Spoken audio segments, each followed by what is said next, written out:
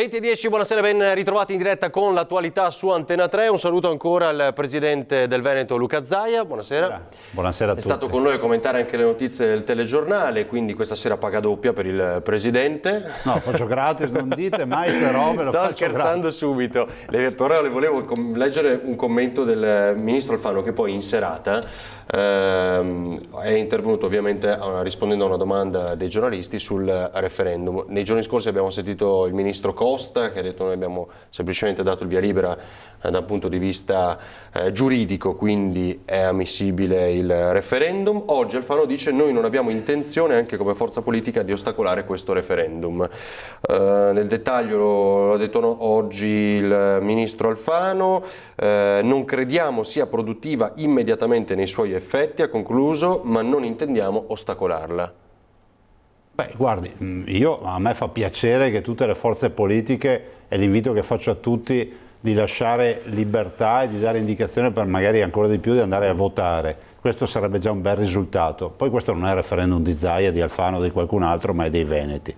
Però un po' di chiarezza sì. Senta, perché qua ormai, allora, quelli del PD dicono che non c'hanno nulla contro il referendum, Alfano non c'ha nulla contro il referendum, Renzi non c'ha nulla contro il referendum. Quindi si preoccupa? No, io voglio solo che i cittadini sappiano una cosa, che questo referendum, grazie al governo nel quale c'era anche Alfano, rischiava di non essere operativo, perché il governo ha impugnato la nostra legge e ci ha portato avanti la Corte Costituzionale facendo di tutto per impedirsi di fare il referendum.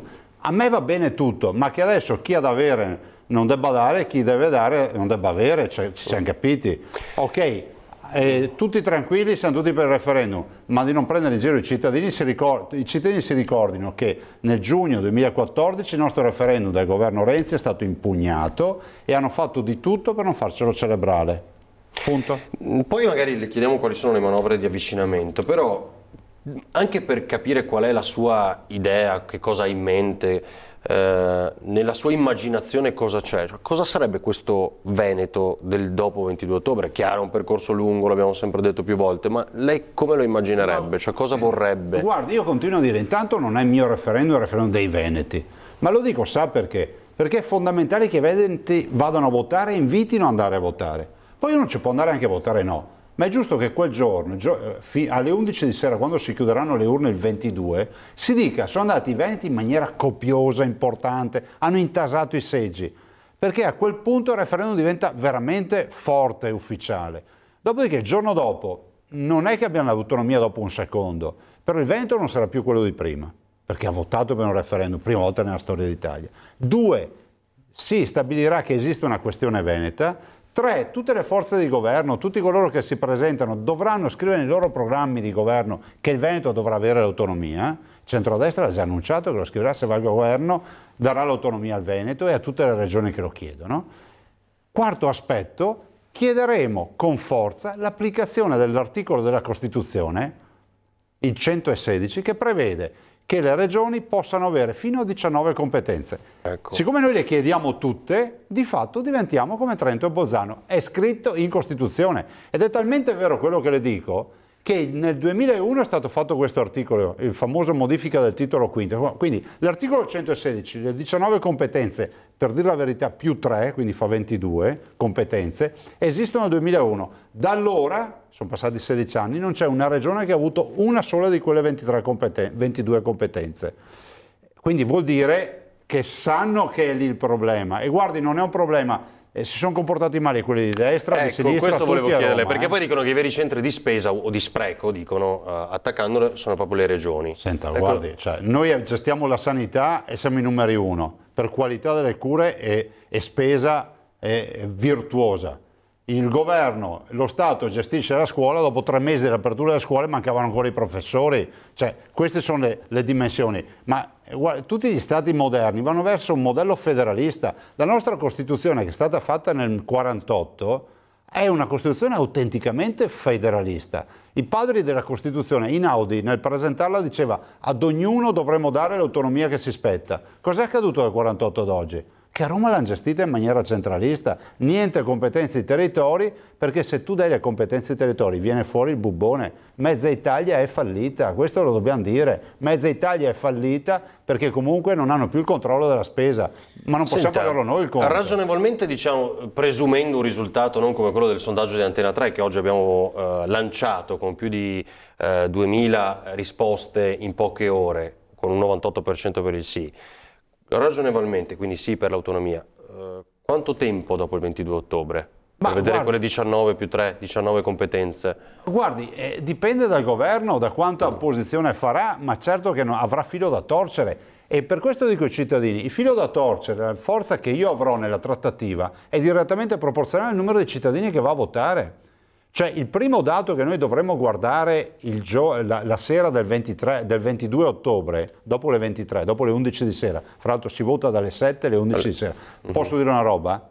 Quelli che oggi stanno qui a disquisire Mazzaia cosa vorrà portare a casa, fino all'altro ieri dicevano Zaia non farà mai il referendum. Cioè io sono talmente organizzato che addirittura ho convocato anche le urne, ho fatto anche il decreto. Cioè non ho più niente da fare, devo solo aspettare che arrivi. Quella firma dell'altro giorno, ho fatto no? tutto, Sì. Aspetto solo il 22. Però cosa voglio dirle? Che il primo dato importante è sicuramente la vittoria del sì, ma è l'affluenza alle urne. Il Veneto ha già dato una grande prova di civiltà, il 4 dicembre con il referendum di Renzi. Siamo stati la regione più alta, con no? più affluenza Sì. alle urne. Dobbiamo fare ancora meglio. Qualcuno le dice però quei 14 milioni li si poteva risparmiare, visto che... A me lo dicono. Vabbè, certo, che voleva l'election day, piuttosto che spieghiamolo chiedere ai cittadini. l'IRPEF per la pedemontana. No, guardi. Accomunano sempre queste due cose, no? Ed è una puttanata, lo posso dire. In termini di peso, no? Certo, ma anche di peso monetario. Noi potevamo risparmiare 14 milioni di euro se il governo ci abbinava il nostro referendum a un'altra consultazione. Noi eravamo già pronti il 4 dicembre, quando ha fatto il referendum Renzi, abbiamo chiesto di poterlo fare assieme, avremmo risparmiato i soldi. Non ci hanno dato questa opportunità. Ne prendiamo atto, andremo in solitaria. Io non mi assumo la responsabilità di vietare ai veneti di andare al referendum e quindi abbiamo fatto questo investimento. Quanto alla pedemontana, prima di tutto io ho sempre detto che è una tassa precauzionale che ci serve per andare a trattare. C'è scritto in delibera, non lo dico io, c'è scritto in delibera.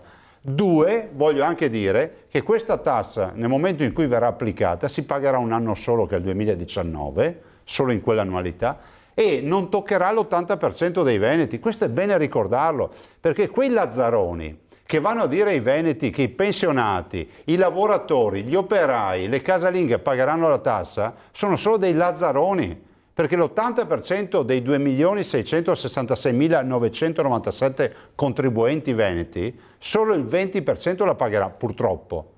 Faccio un esempio, chi ha un reddito inferiore a 28.000 euro, cioè vuol dire 1.714 euro al mese di stipendio netto, sì, non pagherà nulla. Chi ha 30.000 euro, cioè 1.800 e qualcosa al mese, netti, pagherà 3 euro al mese. Ma il vero blocco della tassa lo pagano il 20% della popolazione. Quindi andare a dire a un lavoratore tu pagherai la tassa a un pensionato vuol dire essere veramente degli incoscienti. Poi torniamo anche magari a un passaggio sulla pedemontana per le osservazioni che le ha fatto il nuovo segretario del PD. Però a proposito, insomma, abbiamo vissuto questo weekend con la vittoria di Matteo Renzi alle primarie del PD, qui Alessandro Bisato come nuovo segretario regionale. Secondo lei nell'arco di qualche settimana sentiremo Gentiloni stai sereno? Ma guardi, non glielo so dire, ho il massimo rispetto per quello che si fa all'interno dei partiti e non ho l'abitudine... però bisogna capire se si va al voto anticipato. Non ho l'abitudine di commentare i fatti dei partiti, poi spesso sono come si può dire, grandi travagli, no? Si andrà al voto, noi auspichiamo che si vada domani mattina al voto, le posso dire che noi il 22 ottobre avremo il referendum, quindi non so come possano piazzarsi rispetto anche al tema del referendum, ma lì verranno a fare un election day, risparmieremo i 14 milioni di euro, siamo pronti a braccia aperte ad aspettare. E se invece sfruttano questo gioco delle elezioni anticipate invece per far saltare il referendum del No, Veneto? il referendum non salta, non può saltare. Il referendum è già convocato, si mettono in coda, noi il decreto l'abbiamo già firmato, non esiste che qualcuno, io l'ho firmato apposta subito, perché oggi noi abbiamo firmato, pubblicato... Non può saltare. No, beh, guardi, viene fuori una rivoluzione, come fanno a farmi saltare il referendum che ho già firmato il decreto di convocazione delle urne? Io ho l'impressione che questi signori che sono a Roma aspettano il 15 settembre per maturare il requisito per avere la pensione. Sì. E guarda caso tutti parlano, ma dopo forse ottobre si andrà a votare, dicembre. Poi noi arriveremo a settembre e ci diranno c'è la legge di stabilità da fare, c'è la finanziaria, vai a votare prima di fare la finanziaria, tanto fra 3-4 mesi se c'è la scadenza naturale, andrà a finire così. Andrà a finire così. Cioè fino al 2018, scadenza naturale. Beh, noi speriamo si voti subito, anzi noi speravamo che si fosse votato già prima, quando Renzi si è dimesso, che ci fosse la possibilità di votare, ma non ce l'hanno data questa possibilità. Maggioritario proporzionale? Guardi, l'importante è che si vada a votare. Purtroppo fa una domanda a una persona, tutti stenteranno a credere, ma io non mi occupo di queste robe. No, c'ho una regione, certo, c'ho 80 milioni di prestazioni sanitarie all'anno, c'ho la pedemontana, c'ho un sacco di casini, c'ho da fare in modo che i veneti non paghino tasse, perché io lo dico, noi non abbiamo prelevato in questi 7 anni 9 miliardi dalle tasche dei veneti. Siamo l'unica regione che non ha mai prelevato tasse dai veneti, l'unica regione d'Italia, e invito chiunque a venire qua da lei a dire che io ho raccontato una bugia. Senta, e l'Italia può permettersi un Veneto autonomo? È una pillola amara, ma la deve mandare giù, perché il futuro comunque sarà sempre quello di andare verso l'autonomia, il federalismo. Insomma, le faccio un esempio. Germania e Italia nello stesso periodo storico fanno le loro costituzioni, 60 milioni di cittadini italiani, 90 milioni di tedeschi. Guarda caso fanno 2 costituzioni autenticamente federaliste, l'Italia va su un binario morto e il federalismo non lo fa decollare, la Germania crea il Länder. In Germania esiste la Baviera, che è il nostro Veneto, no? La Germania è una potenza economica, l'Italia sta guardando un pezzo d'Italia che è come la Grecia. E io dico, ma ti interrogherai perché accade sta roba? Noi non possiamo continuare con l'assistenzialismo, non possiamo pensare che in Sicilia ci siano 22.000 forestali e in Veneto 400. Ce le abbiamo noi le Dolomiti. È scandaloso quello che accade. E se i veneti pensano che non serve andare a votare, sostanzialmente anche per dare un segnale, un grido di allarme, vuol dire che è ora che finiscano di dire paroni a casa nostra. Mettetevi via sto paroni a casa nostra e la chiudiamo lì, vorrà dire che pagheremo il conto agli altri per tutta la vita. È un po' sparito dal dibattito, però può essere che questo anche del referendum all'autonomia sia un altro passo verso le famose macro regioni, quindi un disegno differente anche dell'Italia. Ma guardi, più simile al Friuli Venezia Giulia, no? Guardi, di fatto, i padri, i costituzionalisti, quelli che pensano che sono i grandi esperti di diritto costituzionale, dicono che il federalismo è centripeto, no? Unisce i paesi, no? Il non federalismo, cioè il centralismo, è centrifugo, li disgrega. È come una famiglia. Se una famiglia dividi la paga che ti arriva e ognuno ha il suo da spendere, finisce che la famiglia resta unita. Se invece uno si tiene tutto lo stipendio e gli altri debbono arrivare a stenti a fine mese, a un certo punto qualcuno manda a quel paese il capofamiglia e dice guarda, io vado a vivere da solo perché qua è impossibile vivere. È esattamente quello che accade negli stati. Allora, già a tempo della pubblicità, ci rivediamo tra un minuto con il Presidente, abbiamo molte altre domande anche sul fronte dell'attualità, ovviamente poi torneremo a parlare anche del caso Gentilini. Vi aspettiamo tra poco.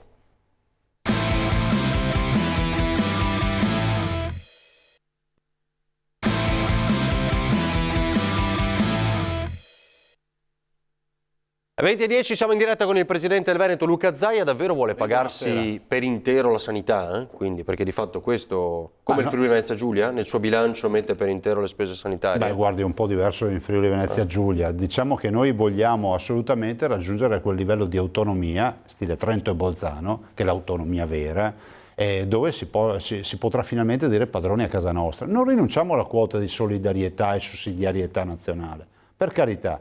Ma se tu sai, c'è un componente della tua famiglia che ti chiede la paghetta e si alza tutti i giorni a mezzogiorno e dice scusa, la quota di solidarietà è che io ti metto nelle condizioni di avere un letto, dopodiché se non vai a lavorare morirai di fame. Cioè noi non possiamo aiutare quelli che sprecano e non possiamo neanche tollerare che a Roma si legittimi lo spreco. Sai quanto vale lo spreco a livello nazionale? Perché forse è il caso di chiederselo. Studi ufficiali, non del mio partito, ufficiali del Ministero delle Finanze, dicono che lo spreco nazionale è di 30 miliardi di euro all'anno. Cioè 30 miliardi è un terzo dell'interesse sul debito pubblico. Vuol dire che noi paghiamo sprechi a gente che utilizza fondi che non dovrebbe utilizzare. Quanti soldi in più avrebbe il Veneto? 19-20 miliardi di euro, già i conti residuo. Fatti. Ma presenteremo tutti gli studi. Noi abbiamo un residuo fiscale di 21 miliardi di euro. Calcoliamo che dai 19,5 ai 20 miliardi restano a noi. Quando lasciamo 1 miliardo di solidarietà nazionale è più che sufficiente. più che Senta, sufficiente. ma svuoterebbe di valore, di potere le Di che? prefetture? No, bisogna chiudere le prefetture, non ha più senso. Ma guardi, ma non è... Cioè, quindi anche quello che volevo capire, le politiche di accoglienza poi come... La politica di che? Accoglienza, Scusi, noi abbiamo l'11% di immigrati in Veneto e abbiamo 517.000 migranti, ne sono arrivate una strage, oltre 30.000 ormai con gli ultimi arrivi, però bisogna anche a un certo punto prendere coscienza che l'Africa, tutta l'Africa in Veneto e in Italia non ci sta. Bisogna anche capire che qualcosa non funziona. Dalle mie parti dicono che 2 indizi fanno una prova. Un giorno il problema delle ONG che vanno a prendersi i migranti davanti alle coste libiche. Tutti adesso parlano di questi fatti, ma è stato un ragazzo su Facebook a dimostrare che c'era sta roba. Poi abbiamo il discorso che abbiamo capito che 8 su 10 arrivano qui ma non sono profughi. Quindi vuol dire che stiamo ospitando gente che non scappa dalla morte. Quindi secondo lei tutta questa vicenda della polemica, adesso è finito il PM, diciamo, nel calderone, nel catanese. Ha ragione il PM. Ha ragione, ma sì, pienamente. Ma ha ragione, sì, ma addirittura siamo arrivati all'assurdo che l'ex ministro degli interni, che è stato ministro degli interni fino a un paio di mesi fa, Alfano, ha dato ragione al PM. Io mi chiedo, ma scusa, il ministro degli interni che ha accesso a tutte le informazioni, non lo sapevi ai prima, servizi segreti, a tutto l'intelligence, non sapeva che queste barche andavano, navi, come se le vuol chiamare, andavano davanti alla Libia, caricavano gli immigrati, ce lo siamo fatti dire da un ragazzo. Senta, le faccio ascoltare Bisato, che è il nuovo segretario del Partito Democratico da poche ore, quindi come eletto Renzi a livello nazionale, in Veneto dopo Roger Domenech c'è Alessandro Bisato. Sentiamo le sue parole. Io ho proposto sia al momento del girarlo il Veneto che adesso di fare una conferenza programmatica sul tema nel giro di 30-45 giorni, in modo che alla fine, dopo che c'è stata una discussione dell'etica interna bella forte, si esca con un'unica voce. Così Alessandro Bisato, che succede all'onorevole Roger Domenech nella guida dei democratici in Veneto dopo il voto dei quasi 90.000 domenica. Per una posizione ufficiale sul referendum bisogna attendere, ma rumors danno come probabile questa idea sul voto chiesto a gran voce da Zaia. Sì all'autonomia, ma il quesito, gli spazi finanziari da conquistare devono essere ben chiari nella trattativa con Roma da fare prima del 22 ottobre. A proposito, l'opposizione al centrodestra sarà ferrea, dice, a cominciare dalla Pedemontana. I soldi investiti finora sono tutti soldi dello Stato e della Regione, più di 600 milioni lo Stato, 220 milioni adesso la Regione, ma soprattutto che con quest'ultima scelta il governatore Zaia deve rimangiarsi l'assunto che non avrebbe mai messo le mani in tasca ai cittadini e invece appioppa l'addizionale IRPEF, e soprattutto cambia lo schema, toglie il rischio d'impresa alla società che aveva vinto il project financing. Faremo da cinghia di trasmissione tra i nostri eletti gli iscritti del PD, aggiunge Bisato, è questo il cambio di passo che vuole imprimere al PD. Il commento del sindaco Manildo. Bene, la vittoria di Bisato, un sindaco che ha nella concretezza e nella capacità delle piccole cose la sua forza, di gestire le cose la sua forza. Devo dire che ha fatto un bel risultato a Treviso anche il nostro capogruppo Giovanni Tanella, quindi è stato una bella competizione tra due persone diversissime ma che possono portare qualcosa di positivo per il partito regionale. Presidente, mi ha colpito quello che dice Bisato sul nodo Pedemontana, che poco fa abbiamo toccato. Ha tolto il rischio di impresa. Ma guardi, io mi permetto di dire una cosa, al massimo rispetto per gli elettori del PD, ma ci mancherebbe, cioè io penso che il sale della democrazia sia anche avere idee diverse, no? Però che un segretario neoeletto, la prima roba è come un bambino quando nasce, la prima roba che fa il pianto, no? Un segretario neoeletto dice dovrò vedere i dossier, il partito dovrà pensare alle prossime regionali, dovremo costruire un percorso. La prima roba che fa è rompere le palle a me. Cioè, dico, ma il progetto è, le prime dichiarazioni che fai è dire il Presidente della Regione, cioè prendete atto che avete perso le elezioni nel 2015, ma massacrati in queste elezioni. Adesso io non sono solito a questi toni, ma vedere un segretario appena eletto, che l'unica roba che sa dire è parlare male del Presidente della Regione, vuol dire che non ha neanche rispetto per tutti quei veneti che ci hanno scelto. Io sono per un confronto sereno, democratico, vabbè, prendo atto, dico al segretario che si informi un po' di più perché non abbiamo tolto il rischio d'impresa, basterebbe leggere le carte per capire che è una puttanata quella che ha detto e gliela spiego perché poi i cittadini sono a casa e dicono Zaia dice ma non spiega. Il contratto che aveva il concessionario, è una gara del 2002, bandita nel 2006, aggiudicata nel 2009 dopo un contenzioso in tribunale, quindi io non c'ero. Ma a parte questo, questa gara che è stata prevedeva che il concessionario avesse garantiti 33.000 veicoli al giorno. Quindi che rischio di impresa aveva il concessionario? La gara gli garantiva dallo studio di traffico 33.000 veicoli. Se non c'erano, cosa c'era scritto in gara? L'obbligo del riequilibrio, cioè la regione doveva, anzi deve fino ad oggi, pagare quello che manca per arrivare a 33.000. Cosa si chiama questo? Rischio di impresa zero a casa mia. Cioè ti garantisco i pedaggi. Quindi già non c'era, intende dire questo? Esatto, non c'era. Se Bisato avesse letto le carte invece di farsi suggerire o fare interviste, avrebbe saputo sta roba, avrebbe evitato di fare una brutta figura. Noi invece con il nuovo piano cos'è che facciamo? Facciamo molto di più, riduciamo i veicoli e riduciamo anche la copertura di questo e passiamo da 18 miliardi e 100 in 39 anni a 12 miliardi e 8, quindi 6 miliardi e 7 in meno per il concessionario. Questa è l'unica storia, ma non lo dico come sfida, lo dico per favore. Senta, dai. come finisce? Lei si rende conto? Come si fa a dire che un presidente della regione fa un regalo e toglie il rischio di impresa a uno? Ma come si fa? Come finisce la vicenda Gentilini? Bene. Si ricuce? Ma sì, l'ho sentito Giancarlo, mi ha chiamato anche l'altro giorno. Guardi, io penso una cosa, lui dice sempre una roba, mia mamma mi diceva sempre che parlavo massa, però noi vogliamo bene a Giancarlo, anche Coin, tutti noi lo vogliamo bene, a volte magari può far agitare, incazzare, però lui è con noi, è sempre stato con noi, resta con noi, non c'è nessun problema di questo. Lei lo vorrebbe protagonista della nuova tornata elettorale per Treviso, perché poi il nodo è quello, Coin ha detto lui o io di fatto. Allora, penso che il segretario ha un ruolo che è chiaro, che è quello di governare e traghettare la squadra, le squadre rispetto a tutte le amministrazioni. Il sindaco Gentilini è una persona che ha avuto un ruolo, se avrà come si può dire, delle comunicazioni, dei suggerimenti, qualcosa da dire, ne parlerà col segretario, ma che il rapporto si debba deteriorare, questo no, cioè tutti noi auspichiamo che il rapporto si consolidi ancora di più. Senta, c'è una riforma, definiamola così, che hanno fatto già 2 regioni, il vicino Friuli Venezia Giulia e ancora sta arrancando, che è quella del cosiddetto numero unico europeo per le emergenze, il famoso 911 americano, e in Italia diventerà il 112.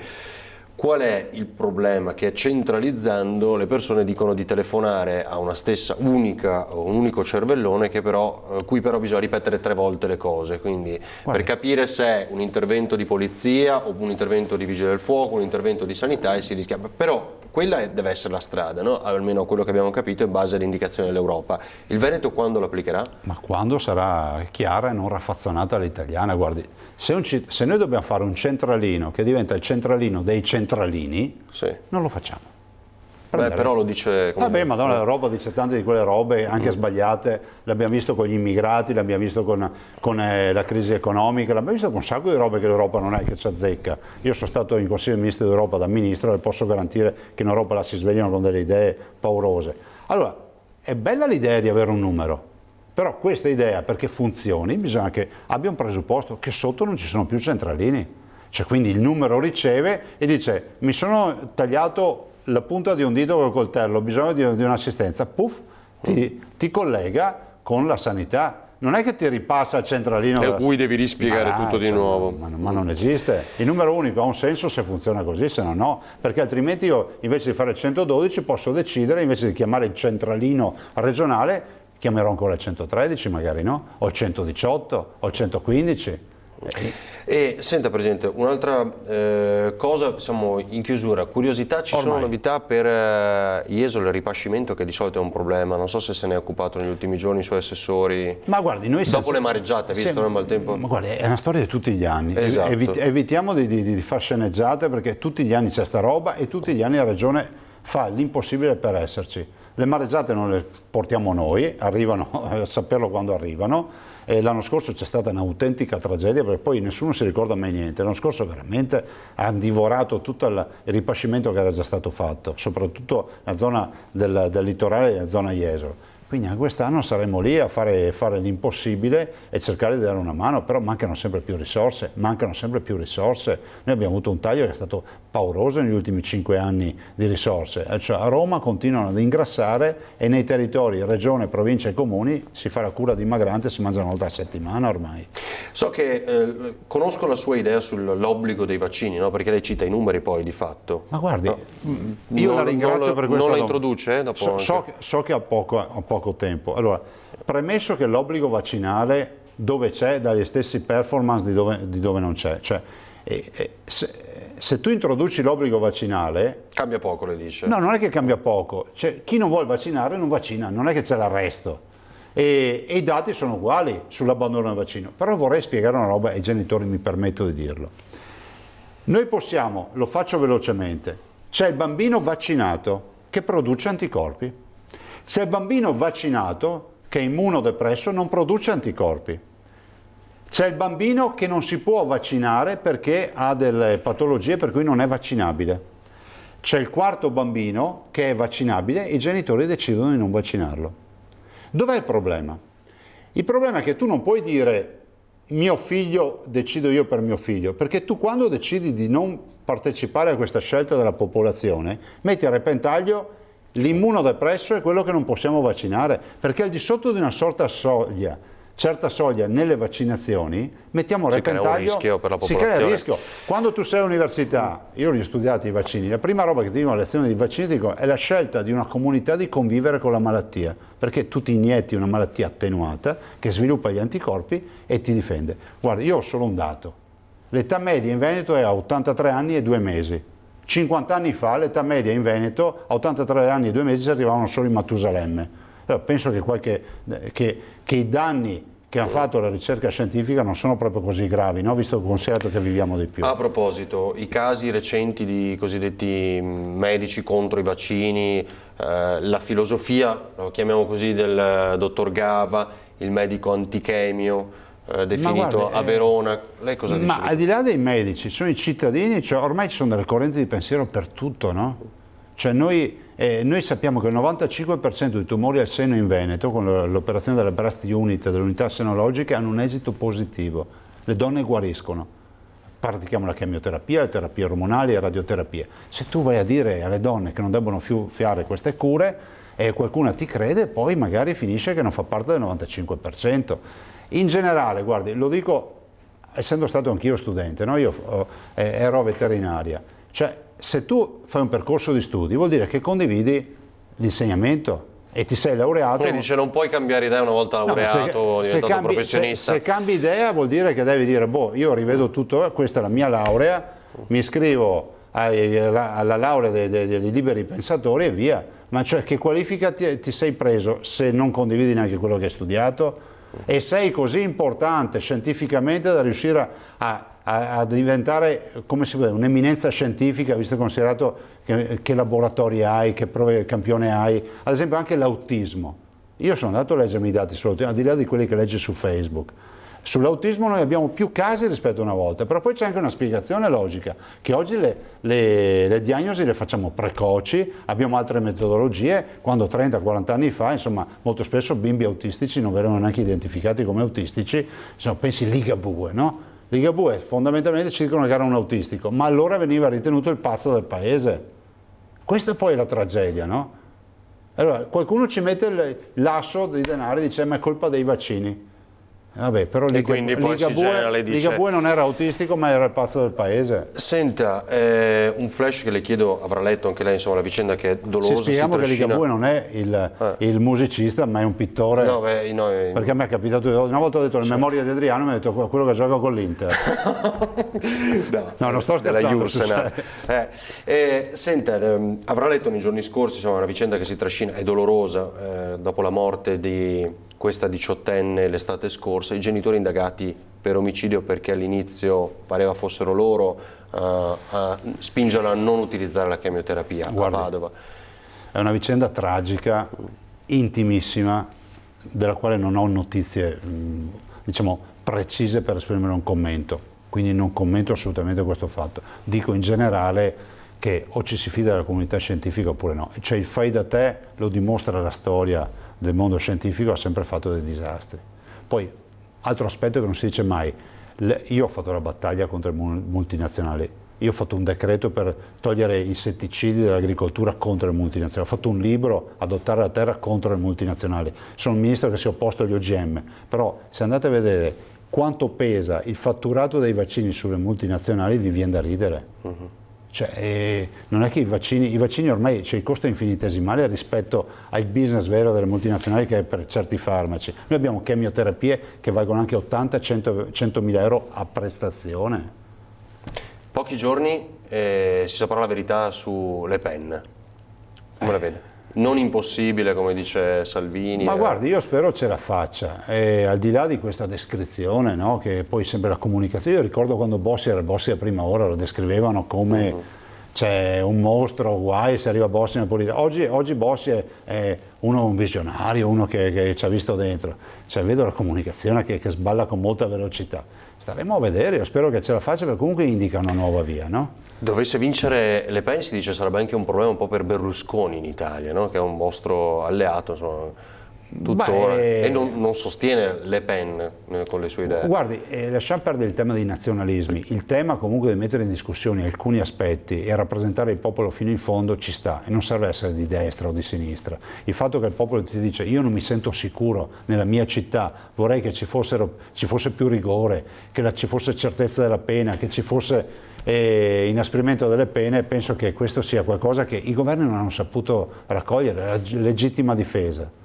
Cioè, bisogna essere di destra per volere la legittima difesa. Penso che un cittadino anche di estrema sinistra, quando si ritrova uno che lo vuole aggredire, quantomeno cerca di allungare le braccia e dare uno spintone, no? Presidente, ci vediamo alla durata degli Alpini, no? Beh, fisso sul palco. Fra l'altro faccio gli onori di casa perché è in Veneto e quindi c'è proprio un ruolo per il governatore del Veneto durante la Dunata. Ma vedrete cosa mi faranno fare. No, non può dirselo. Cosa fa? C'è lo scambio dei labari, cioè all'inizio della Dunata, alla fine, perché poi consegnerò poi il testimone. Chiaramente, a chi dopo ospiterà la Dunata. Grazie al Presidente Luca Zaia. Grazie a voi, buonasera a tutti. Alle tante risposte, a voi per averci seguito, restate con Antena 3 perché ora c'è il telegiornale del Veneto. Grazie, buona serata.